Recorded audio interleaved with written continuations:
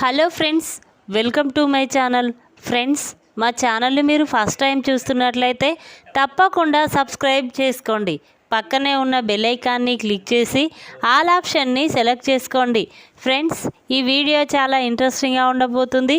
తప్పకుండా చివరి వరకు చూడండి. ఇక స్టోరీలోకి వెళ్ళినట్లయితే, నర్మద ఒంటరిగా కూర్చొని శ్రీవల్లి రామరాజు అన్న మాటల గురించే ఆలోచిస్తూ చాలా బాధపడుతూ ఉంటుంది.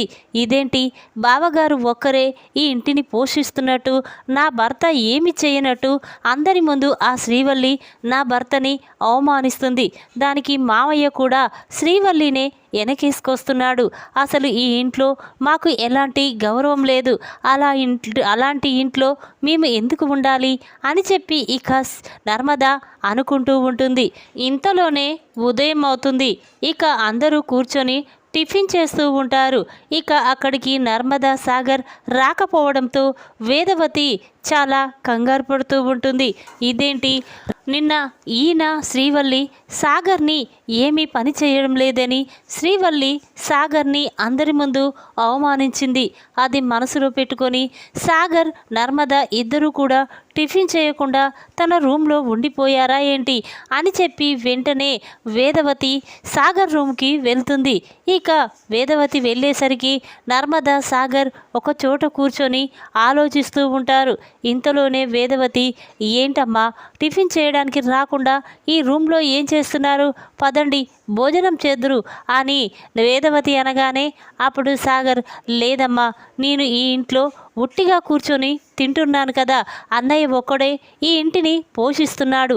అలాంటప్పుడు నేను ఈ ఇంట్లో ఉండడం ఎందుకు, ఈ ఇంటి భోజనం చేయడం ఎందుకు? లేదమ్మా, మాకు ఎలాంటి భోజనము వద్దు అని సాగర్ అనగానే అప్పుడు నర్మద, అవునత్తయ్య, ఆ శ్రీవల్లి అలా మాట్లాడుతూ ఉంటే మావయ్య మీరు మాత్రం ఆ శ్రీవల్లినే వెనకేసుకొచ్చారు. ఒక్క మాట సాగర్ గురించి తప్పుగా మాట్లాడుతుంటే మీరు శ్రీవల్లిని మందలించారా అని నర్మద అనగానే అప్పుడు వేదవతి, చూడు నర్మద, తను ఈ ఇంటికి కొత్తగా వచ్చింది. ఇప్పుడే తన గురించి తనను అలా అంటే బాధపడుతుందేనేమని ఊరుకున్నాం. చూడు, నాకు తెలుసు కదమ్మా మీ గురించి, మీరేమీ బాధపడకండి, పదండి టిఫిన్ చేద్దురు అని వేదవతి అనగానే అప్పుడు సాగర్ నర్మద, వద్దమ్మా, మాకు ఎలాంటి టిఫిన్ ఇవ్వద్దు అని చెప్పి ఇక ఇద్దరు కూడా బయటికి వెళ్ళిపోతారు. అది చూసిన వేదవతి ఒక్కసారే షాక్ అవుతుంది. ఇక శ్రీవల్లి మాత్రం ఇలాగే వీళ్ళని బాధ పెట్టాలి, అలా అయితేనే వీళ్ళు ఇల్లు వదిలి వెళ్ళిపోతారు అని చెప్పి ఇక శ్రీవల్లి అనుకుంటూ ఉంటుంది. ఇక వేదవతి రామరాజు దగ్గరికి వచ్చి, ఇదేంటండి, ఈ ఇంట్లో కోడళ్ళు కొడుకులు అందరూ కలిసి ఎంతో సంతోషంగా ఉంటారనుకున్నాను. కానీ ఈ ముగ్గురు కోడళ్ళు వచ్చిన దగ్గర నుంచి ఈ ఇంట్లో గొడవలు మొదలయ్యాయి. అసలు ఏం చెయ్యాలో నాకు కూడా అర్థం కావడం లేదు అని చెప్పి ఇక వేదవతి అనగానే అప్పుడు రామరాజు, ఏమో బుజ్జమ్మ, అసలు ఈ గొడవలు ఎక్కడికి దారి తీస్తాయని భయంగా ఉంది అని రామరాజు అంటాడు. ఇక సాగర్ మిల్లుకు వెళ్ళిపోతాడు.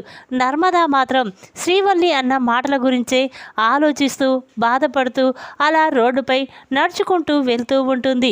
ఇక ఇంతలోనే నర్మద వెనకాలే ఒక లారీ వచ్చి నర్మదని ఢీ కొడుతుంది.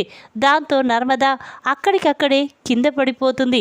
తలకి బలంగా గాయమవడంతో బ్లడ్ చాలా పోతుంది. ఇక పక్కన ఉన్న వాళ్ళందరూ గుంపులుగా వెళ్ళి నర్మదని చూస్తూ ఉంటారు.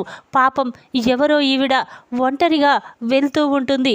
ఇంతలోనే వచ్చి లారీ ఢీ కొనడంతో పాపం తను ఇక్కడ ప్రాణాలతో కొట్టుకుంటుంది అని చెప్పి ఇక చుట్టుపక్కల వాళ్ళు వెళ్ళి అక్కడ గుంపులుగా చూస్తూ ఉంటారు.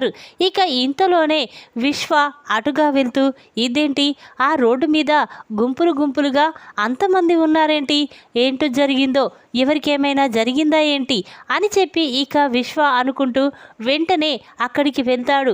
అక్కడికి వెళ్ళి చూసేసరికి అక్కడ ఉన్నది ఎవరో కాదు, నర్మదను చూసిన విశ్వ ఒక్కసారే షాక్ అవుతాడు. ఇదేంటి, నర్మదక్కకి ఈ యాక్సిడెంట్ జరిగిందేంటి, అసలు ఎవరు చేసుంటారు, అయినా వెంటనే అక్కని హాస్పిటల్కి తీసుకువెళ్ళాలి అని చెప్పి ఇక విశ్వ నర్మద దగ్గరికి వచ్చి, అక్క అక్క లే అక్క అని పిలుస్తూ ఉంటాడు. ఇక ఆ మాటలు విన్న అందరూ కూడా, ఏంటి బాబు, ఈవిడ మీ అక్క అనగానే అప్పుడు విశ్వ, అవునండి, తను నాకు అక్క లాంటిదే, చూడండి కాస్త సహాయం పట్టండి, వెంటనే హాస్పిటల్కి తీసుకువెళ్దాం అని విశ్వ అనగానే ఇక అందరూ కూడా సరే బాబు అని చెప్పి అంటారు. ఇంతలోనే విశ్వ అంబులెన్స్కి ఫోన్ చేయడంతో ఇక ఇంతలో అంబులెన్స్ అక్కడికి వస్తుంది. ఇక వెంటనే విశ్వ నర్మాదన్ తీసుకొని హాస్పిటల్కి వెళ్తాడు. ఇక అక్కడికి వెళ్ళి డాక్టర్ మా అక్కకి యాక్సిడెంట్ జరిగింది, వెంటనే ట్రీట్మెంట్ చేయండి అని విశ్వ అనగానే అప్పుడు డాక్టర్ సరే అని చెప్పి ఇక నర్మదని ఐసీయూలోకి తీసుకువెళ్ళి ట్రీట్మెంట్ చేస్తూ ఉంటాడు. ఇక ధీరజ్ మాత్రం పాపం నర్మదక్కకి ఇలా జరగడం ఏంటి, తను ఎంతో మంచిది, ఆ ఇంట్లో వాళ్ళు అందరూ గొడవపడ్డా అక్క మాత్రం నాతో ఎంతో సంతోషంగా ఉండేది, కానీ నర్మదక్కకి ఇలా జరిగిందంటే నేను తట్టుకోలేకపోతున్నాను అని చెప్పి విశ్వ వెంటనే ఈ విషయాన్ని ఇంట్లో వాళ్ళకి చెప్పాలి అని చెప్పి వెంటనే విశ్వ తన ఫోన్ తీసి ప్రేమకి ఫోన్ చేస్తాడు. విశ్వ నుండి ఫోన్ రావడంతో ప్రేమ ఇదేంటి అన్నయ్య ఈ టైంలో ఫోన్ చేస్తున్నాడేంటి, ఏం జరిగి ఉంటుంది అని చెప్పి వెంటనే ప్రేమ ఫోన్ లిఫ్ట్ చేసి చెప్పన్నయ్య అనగానే అప్పుడు విశ్వ అమ్మ ప్రేమ నేను చెప్పేది జాగ్రత్తగా విను, నర్మదక్కకి యాక్సిడెంట్ జరిగింది, నేను అక్కని హాస్పిటల్కి తీసుకొచ్చాను, వెంటనే మీరందరూ హాస్పిటల్కి వచ్చేయండి అని విశ్వ చెప్పగానే ఆ మాటలు విన్న ప్రేమ ఒక్కసారి స్టన్ అయిపోతుంది. ఏంటన్నయ్య నువ్వు చెప్పేది అనగానే అప్పుడు విశ్వ అవును ప్రేమ నేను చెప్పేది నిజం, వెంటనే మీరు హాస్పిటల్కి రండి అని చెప్పి ఫోన్ పెట్టేస్తాడు. ఇక ప్రేమ చాలా బాధపడుతూ అత్తయ్య మావయ్య బావా అని పిలుస్తూ ఉంటుంది. ఆ మాటలు విన్న అందరూ కూడా అక్కడికి వస్తారు. ఏంటమ్మా ఏం జరిగింది, ఎందుకు అంతలా కంగారు పడుతున్నావు అని రామరాజు అనగానే అప్పుడు ప్రేమ మావయ్య నర్మదక్కకి యాక్సిడెంట్ జరిగిందంట, అన్నయ్య అక్కని హాస్పిటల్లో జాయిన్ చేశాడంట, వెంటనే మనం వెళ్దాం పదండి అని ప్రేమ చెప్పగానే అప్పుడు రామరాజు వేదవతి ఒక్కసారే స్టన్ అయిపోతారు. ఏంటమ్మా నువ్వు చెప్పేది అనగానే అప్పుడు ప్రేమ అవును మావయ్య ఇప్పుడే అన్నయ్య ఫోన్ చేసి నాకు చెప్పాడు, వెళ్దాం పదండి అని చెప్పి ఇక అందరూ కూడా హాస్పిటల్కి బయలుదేరుతూ ఉంటారు. ఇక శ్రీవల్లి మాత్రం తన మనసులో చూడు ఆ నర్మదకి యాక్సిడెంట్ జరిగింది, కానీ తను ప్రాణాలతో ఉండకుంటే బాగుండేది, ప్రతి విషయంలోనూ నాకు అడ్డుపడుతూనే ఉంది, ఇక అత్తయ్యకి మాత్రం ఆ నర్మదంటేనే ఎక్కువ ఇష్టం, తను లేకుండా పోతే ఇక ఈ ఇంట్లో నేనే మహారాణిలా ఉండొచ్చు, నేను చెప్పిందే చేస్తూ ఉండేవాళ్ళు, కానీ ఆ నర్మద మళ్ళీ బ్రతికింది అని చెప్పి ఇక శ్రీవల్లి అనుకుంటూ ఉంటుంది.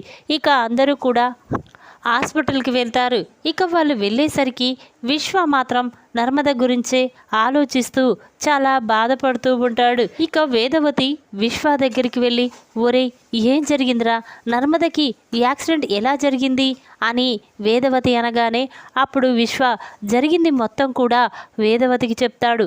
దాంతో అందరూ కూడా ఒక్కసారే షాక్ అయిపోతారు.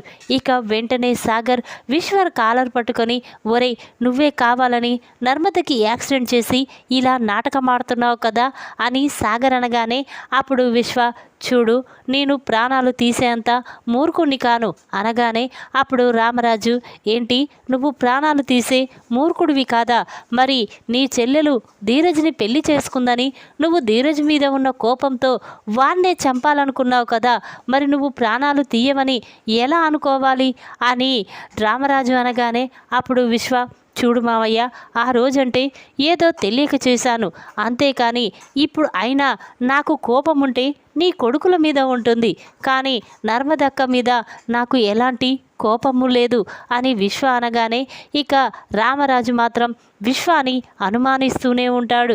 ఇంతలోనే డాక్టర్ బయటికి వచ్చి చూడండి అతన్ని మీరు ఏమీ అనొద్దు, సరైన టైంకి మీ కోడల్ని హాస్పిటల్కి తీసుకొచ్చాడు కాబట్టే ఇప్పుడు తను ప్రాణాలతో బయటపడింది, అలాంటి అతన్ని మీరు ఇలా అనుమానించడం మంచిది కాదు అని డాక్టర్ చెప్పగానే ఇక రామరాజు ఒక్కసారి స్టన్ అయిపోతాడు.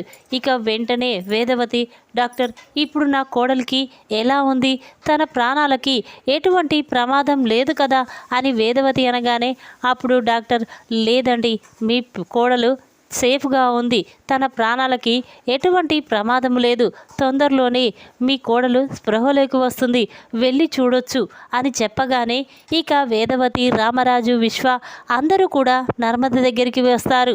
ఇక ఇంతలోనే నర్మద మెల్లగా స్పృహలోకి వస్తూ ఉండగా ఇక రామరాజు, వేదవతి చాలా సంతోషపడుతూ ఉంటారు. ఇక నర్మద కళ్ళు తెరిచి చూసేసరికి అందరూ అక్కడ ఉండడం చూసి ఏమైంది నాకు, నేను ఎక్కడ ఉన్నాను అని నర్మద అంటూ ఉంటే అప్పుడు వేదవతి, అమ్మ నర్మద, నీకు యాక్సిడెంట్ జరిగింది, కానీ నిన్ను కాపాడి విశ్వ అనే హాస్పిటల్కి తీసుకువచ్చాడు అని చెప్పడంతో ఇక నర్మద వెంటనే తన 2 చేతులెత్తి విశ్వకి దండం పెట్టి, తమ్ముడు నీ రుణం ఈ జన్మలో తీర్చుకోలేను అని అంటూ ఉంటే అప్పుడు విశ్వ, లేదక్క, నువ్వు నాకు సొంత అక్క కంటే ఎక్కువ, చూడు నువ్వు ప్రాణాలతో అలా బాధపడుతూ ఉంటే నేను చూడలేకపోయాను, అందుకే నిన్ను హాస్పిటల్కి తీసుకొచ్చి కాపాడానక్క అని విశ్వ చెప్పగానే ఇక అందరూ కూడా చాలా సంతోషపడుతూ ఉంటారు. ఇక నర్మద మాత్రం, ఎందుకత్తయ్య అంతలా బాధపడుతున్నారు, ఇప్పుడు నాకు ఏమీ కాలేదు కదా, అయినా నా తమ్ముడు నన్ను కాపాడాడు, ఇక నుండి ఈ 2 కుటుంబాల మధ్య గొడవలు జరగవని నాకు మాట ఇవ్వు విశ్వ అని నర్మద అనగానే ఇక విశ్వ చాలా బాధపడుతూ, లేదక్క, ఇక ఈ 2 కుటుంబాల మధ్య ఎప్పుడూ గొడవలు జరగవు, నీకు మాట ఇస్తున్నాను అని చెప్పి ఇక విశ్వ నర్మదకి మాట ఇస్తాడు. ప్రమాదంలో నర్మదని కాపాడిన విశ్వకి క్షమాపణ చెప్పిన వేదవతి. ఈ వీడియో కనుక మీకు నచ్చినట్టయితే లైక్ చేయండి. మరిన్ని వీడియోల కోసం మా ఛానల్ని తప్పకుండా సబ్స్క్రైబ్ చేసుకోండి. Thanks for watching.